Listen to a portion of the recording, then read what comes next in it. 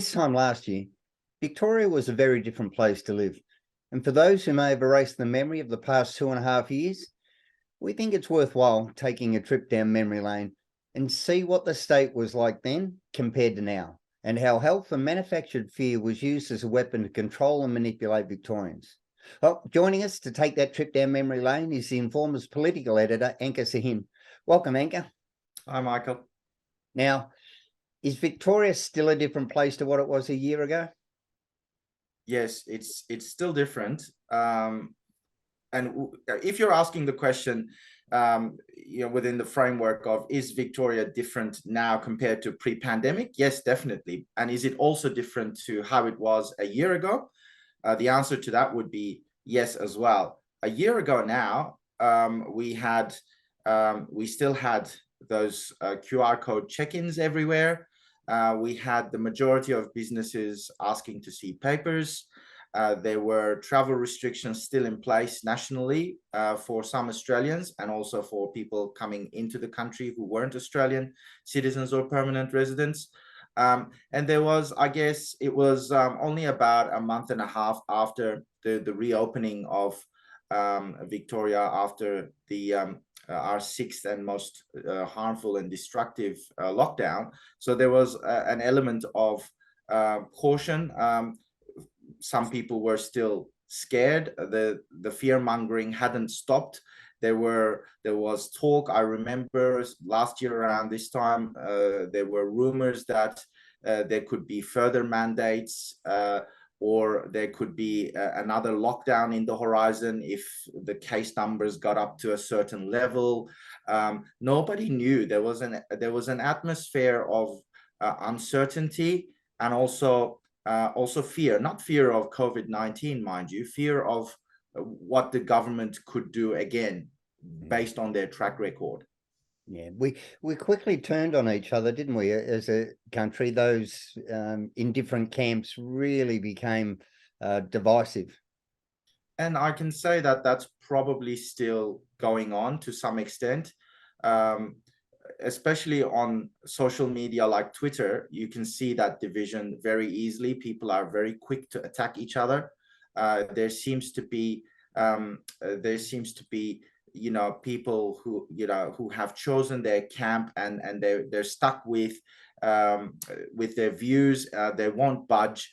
There are obviously people who think that the lockdowns were the best thing since sliced bread, and they will stick to that view and that interpretation, no matter what comes out in terms of what happened during those months and the ongoing negative effects that all of us have to live with.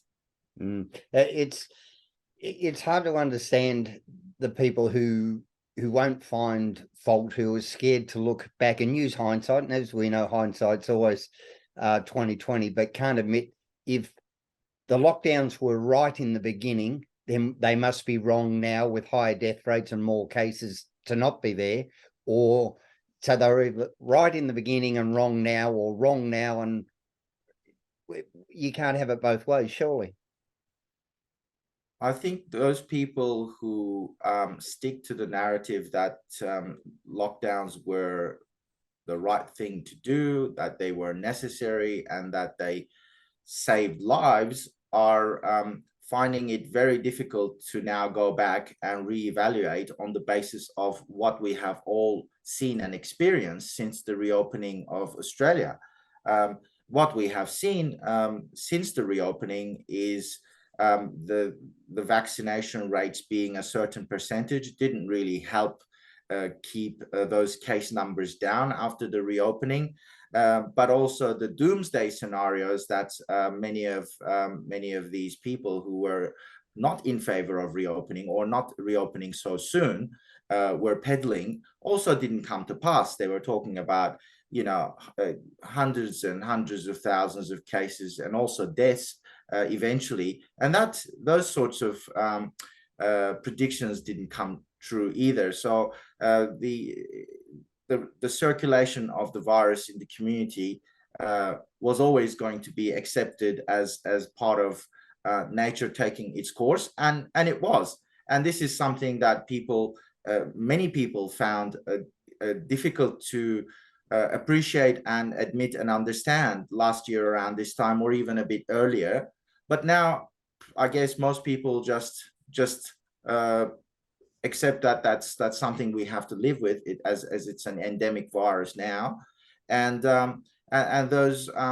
those fear scenarios just haven't materialized. Some of the most troubling things for me were organizations or bodies such as APRA controlling what doctors couldn't say, and exemptions being overturned by bodies that didn't have or should never have had the authority to come between a doctor and their patient. How do we stop this happening again, Anka? I think there needs to be resistance from the part of the doctors. At the end of the day, if you're a regulated occupation and your regulatory body is putting unnecessary, trying to muzzle you and putting unnecessary restrictions on the way you are able to do your job, then there needs to be reaction from the profession itself. And that reaction, of course, could be through professional bodies, and they've got multiple professional bodies that make up APRA. Of course, they all have their own councils, so they would have those membership bodies could act as pressure groups, but also political pressure. So using their representatives to lobby the government so that this sort of thing cannot happen again. But you're quite right. Doctors, to a large extent, they were muzzled. Yes, we understand that, but also that reaction simply wasn't there on the part of most doctors. So when people were in a position to make a decision as to whether to accept a certain product or not, they weren't being given full information with regard to the risks and potential gains and risks that would be associated with going one way or another. Most people, I think, had to make that decision for themselves without having access to full information. And when we look back again with that benefit of 2020 hindsight at some of the measures that were in, so if you went to a restaurant, you had to wear your mask into a restaurant, but once you sat down, you could take the mask off. If you got up to go to the toilet, you had to put your mask back on, but you could go back. You weren't allowed out after a certain time at night. After 5 o'clock, they cancelled sunsets. If we had police checking people with their coffee cups when they were walking along, we closed children's playgrounds. Like, some of this stuff was just, when you look back, just ridiculous. And the claim that it was made on medical advice, and then the government actively fights tooth and nail, spending our tax dollars to stop us seeing the advice that they received that this was based on. Where do we start with that, Anka? And some of it during the time that's passed since then, it's become apparent, and they have accepted that, for instance, the decision to close down the children's playgrounds wasn't based on any sort of advice at all. The curfew that we had to suffer under in Victoria wasn't based on any sort of whether health or security or any other type of advice. So we know those things now, and of course that brings to mind the question: how much of some of these other measures that you mentioned just before were actually based on some sort of health-related advice versus just some sort of capricious behavior, controlling and coercive behavior by the government. And I guess that's information we still don't have. Yeah, and we saw the locking down of the high-rise towers in Flemington, and yet we have supporters now saying that China trying to stop the protesting of the lockdowns there. We're in support of that, but we were against the protests in Victoria. I've really see a parallel between the two there. Oh, the parallel is obvious to anyone who bothers to have a look. Of course, what we know now about the locking down of the towers, it was unnecessarily harsh and also potentially a violation of the human rights of the residents of those towers. The Victorian Ombudsman said as much, and in fact invited the government to apologize, and the government just refused to do so. So that's a matter of public record. And yeah, for people to be sympathizing with the resistance to the draconian COVID-19 measures in China, when they have supported very, very similar measures close to home or where they live, is just the height of hypocrisy, really. I'm completely lost for words when it comes to reactions from such people. And let's not forget, it was only a little bit later than this time last year where we saw Novak Djokovic turned around at the airport, and it was just, I think last month we saw a cruise ship with 800 positive cases welcomed. You know, if you had opposite ends of the scale, surely that's got to be it, and that's 12 months apart.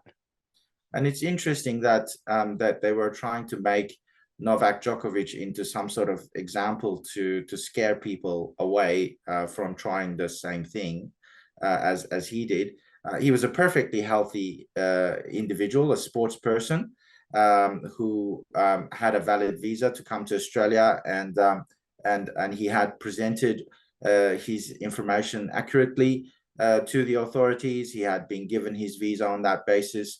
There had even been some correspondence between him and various bodies, and no indication that he might not be allowed entry to Australia. So the whole thing was a travesty. Of course, the first cancellation was, as we know, overturned on judicial grounds. But then the minister used his so-called godlike powers to cancel his visa again. And when those powers are used, the grounds for cancellation are near non-existent. So it's pretty difficult. And of course, yeah, he couldn't come back from that, and that was the end of the story. And of course, now we're hearing that he has already applied for a visa and being granted one. Only a year down the track. So he was a threat then, and he was supposed to be some sort of talisman for anti-vaccination sentiment, whatever that is supposed to mean. And now he's not. He's the same person, same status, same everything. And a year down the track, the governments or the authorities rather are singing a completely different tune. Yeah, and let's not forget, at the time that he was rejected, I think we were sitting at about 96 or 97% vaccination rate anyway. So I don't know what anti-vaccination sentiment he was going to stir up. Well, whatever sentiment the government thought was there was already there. He was, and he never was an activist for one side or the other anyway. He was just an individual who had made an individual choice, as everyone else did or had to. I just can't see how he would have been a talisman of anything apart from being a great sports person. Where to from here, Anchor? What do you think it'll take to get us back? Will it be a slow creep back to our version of normal, or do we need to take some sort of intentional, specific action? It's not going to happen overnight. That much is certain. Yes, some people make the mistake of looking at the situation now. They see, of course, no restrictions in place on activities and travel and so on. Some mandates still remain in certain professions and jobs and environments, and they will probably disappear in due course as well. And so people look at the situation as it is now compared to say a year ago, and they fall into the trap of thinking that everything is behind us and that we should just forget and move on. But the damage that's been done by those draconian policies, by the lockdowns themselves, the damage to education, to mental health, not to mention the economy and businesses, people's livelihoods, their relationships, in all sorts of ways. Those damages will not simply heal overnight or go away. We know that the economy has suffered in a big way. We're seeing still in the CBD, a lot of shop fronts are closed. They unoccupied. They remain unoccupied in the suburbs, certain suburbs as well. And the activity, the economic activity, is certainly not at the level it used to be prior to the lockdowns. That's what I'm hearing from people that I know who own restaurants, for example. Many of them have never really got back to the same level. And of course, that's not even taking into consideration the losses they had to incur. Some of them made it out the other side, and very, very sadly, many did not. So I think there needs to be some sort of intentional policies put in place. But as with anything else, it all starts with accepting that there is a problem, and that problem needs addressing, and that something needs to be done to make sure that those steps are taken by the relevant authorities over a period of time. The societal effects, the division, the divisive nature of those policies, and people almost split into camps, pro-lockdown, anti-lockdown, pro-vaccine, anti-vaccine, and those sorts of things, which are really, when you think about it, quite unproductive and not really good for the future. Something needs to happen with regard to that as well, because if we continue the way things are, people will simply double down on their positions, and they'll just stick to their guns, and that division that's been created within Australian society, particularly Victorian society, but probably we can see similar things in other states that's experienced lockdowns as well, such as New South Wales. Will simply continue. So yeah, we can't continue to pretend that everything is back to normal and as it was prior to the lockdowns and the pandemic. There's been a lot of damage, and that damage needs to be acknowledged, addressed, and somehow compensated and remedied. Yeah, and I know you'll be the same as me. I have very little faith in the government that was in charge actually having a frank and honest look at what could have been done better. Maybe it has to come from further up. So maybe it has to come from the federal government as opposed to the state government. We have seen time and again, the state government seems to think that everything they've done, particularly in Victoria, everything that they've done was completely justified. So I don't think they're ever going to put themselves in a situation where they start accepting responsibility for mistakes made. If there's going to be an inquiry right across the board, not just in Victoria, but right across the board in Australia, including, of course, the dispensations carried out by the federal government, not the least of which is the very, very harmful and unjustified travel ban, so the travel restrictions, and also the flight caps imposed on airlines. The grounding of Qantas. There's just so many things that happened at the federal level as well that need to be looked at. So perhaps some sort of inquiry, an Australia-wide inquiry that would then trickle down to the states as well. Perhaps that's a better place to start from. Yeah, it would be great. All right, Anka, we'll leave it there and we'll reconvene next week, which will be our final one before Christmas. So look forward to seeing you then. No worries.